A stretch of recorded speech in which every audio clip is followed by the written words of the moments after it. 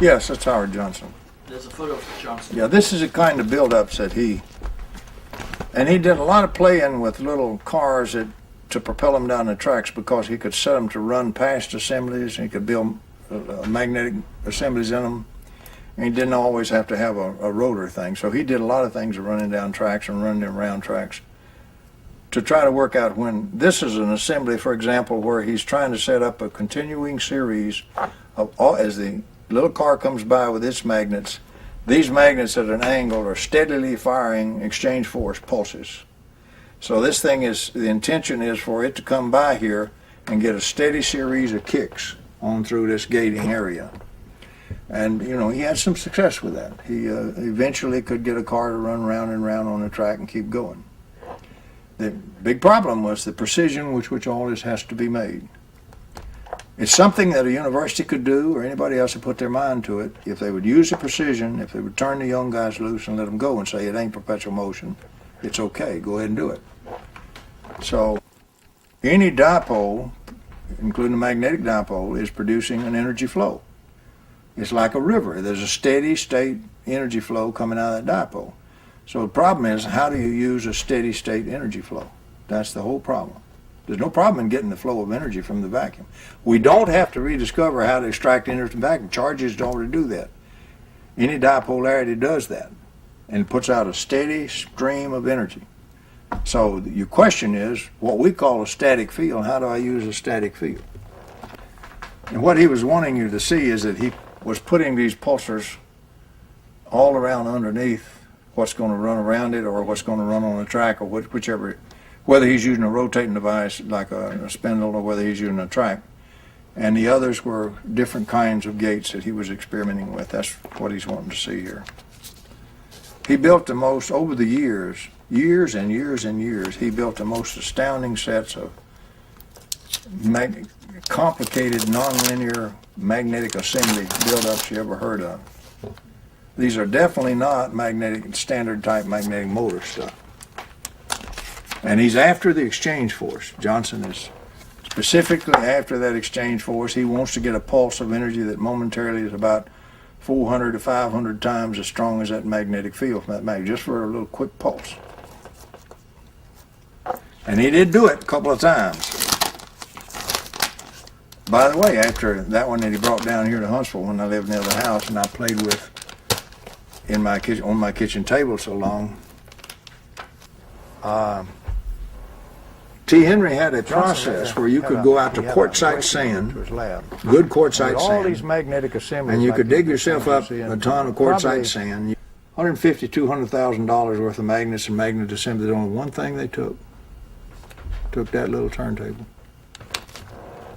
So they knew exactly what they were after when they went in there. He was working in spin flipping the spins. And today, of course, we've got a name for that. We call it spintronics, but it hadn't even been born yet as far as a separate discipline. Yeah. But he found the work in material sciences where when you flip the spins, you know, you can change the field.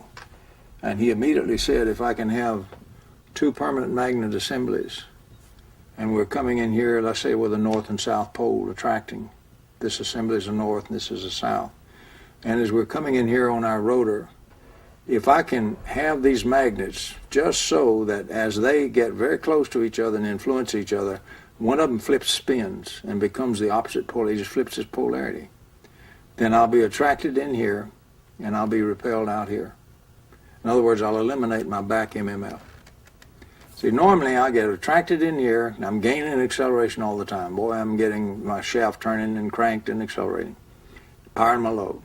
But the moment I start over here, if I just did nothing else, I'd have to pay back every bit of that. I wouldn't have gained anything in a perfect machine. And with little losses and air drag and so forth, I can never get back out what I put in. So if all I do is consider polarities, if I consider north and south poles, I'm lost to begin with. You're not, you know, you've got a symmetrical situation, you're never going to get asymmetrical power out of it. So Johnson's basic approach was, I have to get this system to cause itself to become asymmetric. Pow, like that. And if I do that, the system can propel itself It is not a perpetual motion with no energy input, because we know from physics that any dipole has a continuing input of virtual energy from it. In fact, it is a broken symmetry, and so recognized in physics, any opposite poles, opposite charges. So he was on very solid ground in everything he was talking about 40, 50 years ago. The way he was thinking was very solid, very technically straight. Johnson's also got quite a background. A lot of people don't know. Johnson is a silencer expert. He did some very peculiar work for some very peculiar people. He got some patents on silencers. He once had the job of silencing a chainsaw, so that 12 feet from the chainsaw in the same room with it, you couldn't hear it running, the motor. He did that successfully. He once had the job of silencing a diesel locomotive. He did that successfully. So Johnson's got quite a few things that he's worked on, and he did a lot of stuff on magnetic brakes, stuff like that. So he worked on some pretty good magnetics projects way back there. But he particularly, a big thing and experience for me in working with Johnson made a profound impression on me on how important it was to read past just electrodynamics of magnets and read into magnetic materials and all the effects that you get in there, because there's something like 200 named effects. Only about 100 of them are well understood.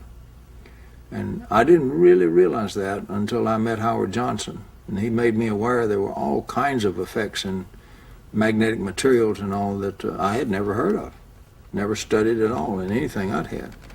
And sure enough, if you start in with the magnetics materials books, you run into all these effects that, my goodness, why didn't they teach me that when I was in university? I might have done something with it. But today, the thing about flipping spins is well known, well established, lots of papers in literature, and they're now beginning to really work on it. As far as I know, none of them are trying to get permanent magnet assemblies to do their own spin flipping, but it's certainly going to occur to somebody sooner or later. That's what Howard does. The problem with the method that he had all these years, he did make successfully self-rotating assemblies. But the problem was that the precision with which you had to cut these magnets was so great that you got to have everything professionally machined, and he was trying to do a lot of stuff on a diamond saw. You'll cut 50 assemblies before you get one that's right that way. Whereas if you can stay on it with precision and work your way into what's actually got to be done, 4 or 5 build-ups you can get in there to work exactly what kind of shape and configuration it's got to be. The other problem is you've got to have precision magnets. Just normal old magnets, they vary so much in the way they make them until, you've got to check your magnets pretty good, because they will vary from strength and a little bit off in direction and everything else between two of the supposedly same type of magnet. So you've got to give some what we would call quality control. But the precision of engineering of it is the real thing that is the reason why you can't just normally whip up a permanent magnet motor. But I did personally play with a successful self-rotating motor that he built. Absolutely nothing there but permanent magnets, no switches, no coils, no batteries, no wires, no nothing. And just sat right there and kicked itself around and around and around. But what it had was a successful set of assemblies that did precisely what he was talking about. As it came in here, attracting here with the overall north and south pole, the moment it got here, one of them flipped its spins. It caused it to flip its spin, and it repelled out the other side. So, and today we know that, that's founded. That's got good scientific foundation. There's nothing wrong with that.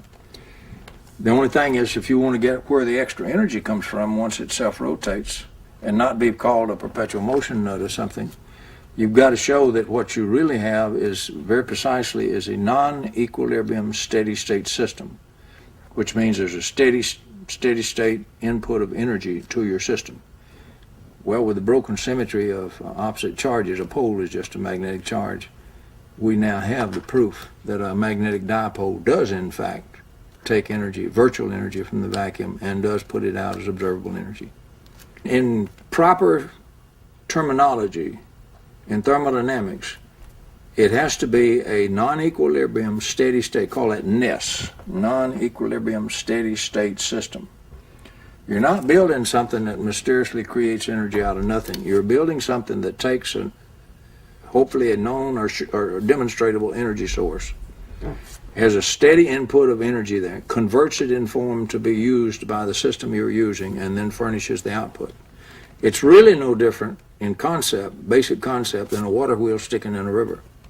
As long as that river flows and gives you extra energy, you can turn the shaft of that water wheel and you don't have to crank it. But now if you don't convert the river flow to rotary motion, if you don't do that successfully, if you just stick an average wheel with no panes, no directions, no nothing in there, you stick in there, it won't rotate and it won't power your generator. You have to have that control of the direction that it takes out, and it's got to be additive. Is there a moment of transience as the poles shift, as the spin flips? Yes, there's a little bitty moment. It'll depend on the particular assembly and everything. Some of them will spike pretty good when they make that. Be a sharp spike is all you'll see. But that's fine, because we measured one of his, a set of his gates. Ken Moore, I hope you meet tomorrow, did the actual measurements on the bench with good force meters and everything, and we showed that you actually do get, he was actually able to get those sudden spikes of opposing forces. Now, that one we were measuring, instead of changing the whole polarity, what it would do, it would give you a sudden spike of opposite polarity momentarily. But you see, if you look at it as a conservative field, which means if you integrate it all around the loop, the line integral of the force all the way around this loop with any kind of normal magnetic assembly would give you a zero integral. A perfect system could not produce any more out than you put in. You would get it all in rotation here and pay every bit of it back in drag here in the back MF, and so the system would not continue to, a little air drag, little friction in the bearings, and it'll slow down, stop. You can give it a spin and it'll make a flip or two and stop. But if it is a nest system, if you're getting a steady input of energy that does get converted, and you can get it in pulses, you don't have to get it as a continuous flow. So what he was doing is he got over here, he would get a sudden spin flip which would create momentarily. By the way, that's called the exchange force. It's known. Feynman discusses it in his 3 volumes of physics, even that far back. Any good magnetic materials science book will discuss adequately exchange forces. And the exchange force can momentarily be hundreds of times stronger than the normal magnetic field of that magnetic assembly. So you can get a very powerful spike if you get everything just right. It's very short, so its time integral doesn't give you a lot of propulsion, but it gives you enough extra free propulsion that you no longer have a conservative field. The total line integral around the loop is no longer zero. Doesn't have to be. You haven't violated thermodynamics, haven't violated any conservation laws, haven't violated any law of physics, if you understand that every dipole is already emitting energy that's being taken from the vacuum. Now, if you don't have that in your model, then mysteriously this thing will seem to have created energy, and of course all the forerunners, all the older guys in electrodynamics have all taken that attitude, because when they all started, there was no such thing as an active vacuum. Most of particle physics hadn't even been born, hadn't even discovered the electron yet. So it was obvious to the most casual observer, as far as they're concerned, you couldn't violate that conservative field. Tom, just to clarify, on spin flipping, what is spinning and what is flipping? Okay, we have with every charge, like an electron, we have a magnetic spin, angular momentum. It really is a spin, but and the most fundamental thing in nature seems to be angular momentum. It's not really energy, it's angular momentum. They call it also action. And all of this other stuff springs from deeper studies in conservation of angular momentum and so forth. They can show that the conservation laws fall out of this. You get energy conservation, all the other stuff. So you're always worried about your angular momentum and everything's got an angular momentum, everything's spinning. It's a little peculiar, because if you really want to consider it as a spinning object, then it spins 720 degrees instead of 360. It spins one time in one kind of domain, it spins another 360 in the other domain, and starts over again. So you're a little surprised to find out that it's a little bit different from a spinning wheel, but it is spin and it is real, and it is angular momentum, and it is usable. So every charge has also its own spin, and they classify the whole particles by spin, and of course Dave can fill you in very adequately on that. So they study whole classes of particles with this spin or that spin and so forth. But spin is absolutely fundamental in physics, and if you do anything which affects those spins or flips their orientation, you now have energy available to you. It's called exchange force there. The application today that people are struggling with is called spintronics, and of course they're starting with semiconductors and a lot of small experiments, but they're getting there. They're getting some very nice, very interesting effects. But anybody's interested in magnetics, the biggest thing I could do to urge real quick is get yourself some leading magnetic materials textbooks, real good ones, recognized by experts. Get yourself 2 or 3 of those and really study those books, because you'll find all kinds of magnetic effects you never thought about even existing. And then when one turns you on and you say, hey, I could make a motor with that, if I could get the materials to do that for me, then take that one and do some research. And that's what Johnson did. And these were some of the build-ups that Johnson made, some of the incredible arrays of gates and getting these thrusters.